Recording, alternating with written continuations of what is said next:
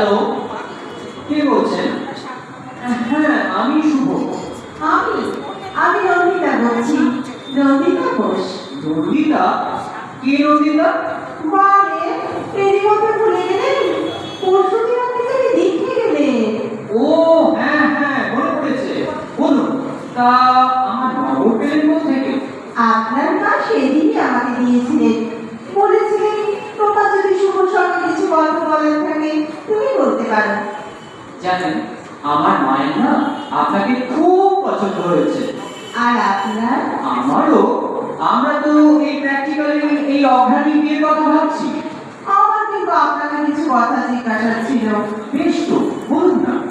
না, সব কথা টেলিফোনে হয় না। আমি বলো একদিন আপনার বাড়ি যাবো। সেটা কি ঠিক হবে? লোকে কি ভাববে? কেন? লোকে খাবার কি আছে? আপনি তো আমাদের বাড়িতে এলে বিয়ের আগে জামাই আদরে খাওয়া দাওয়া করলেন, তারপর তখন টাকার কথা বললেন। চিংড়ি মাছটা ভালো ছিল না? রান্নাটা জব্বর হয়েছিল। জানেন, ইলিশ মাছটা গঙ্গা ছিল, 15 টাকা কেজি, 1 কিলো 250 ছিল। এত সবে কি দরকার ছিল বলুন তো? বারে, আপনি মেয়ে দেখতে আসবেন, আপনাকে খুশি করা তো আমাদের কর্তব্য।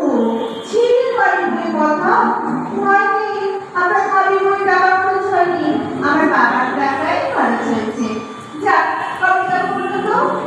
বলছিলাম কি, আমরা যদি কোনো রেস্টুরেন্টে বসে। আপনি বলে হবে, লোকেশনটা দেখে আসতে হবে না?